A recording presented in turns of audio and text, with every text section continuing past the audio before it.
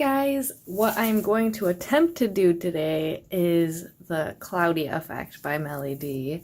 I don't know how well I'm going to be able to do this because I've never actually done it before.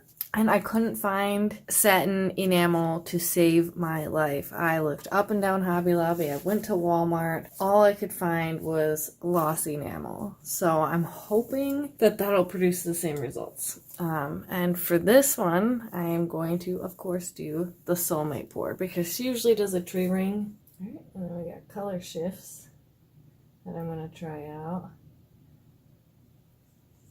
And I did also use black enamel, so I'm curious to see how that is going to work out as well.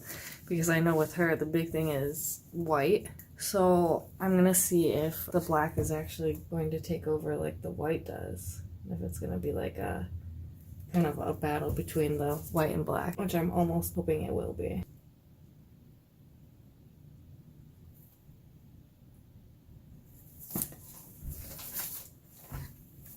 Alright, I'm just going to do a traditional Soulmate, which I actually never got to show you guys either because I decided to swirl mine, so you guys will get to see that as well.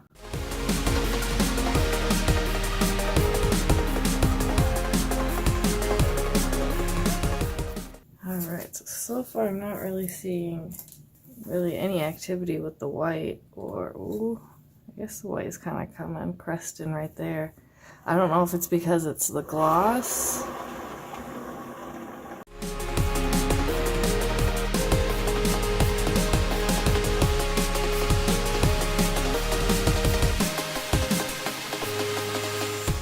Okay, well, I like it just like that. I was really hoping to get the cloudy effect, but I'm still glad that I attempted it, and I hope you guys enjoyed this video. And so you can see just how cool like the Soulmate effect or Soulmate pour is just by itself.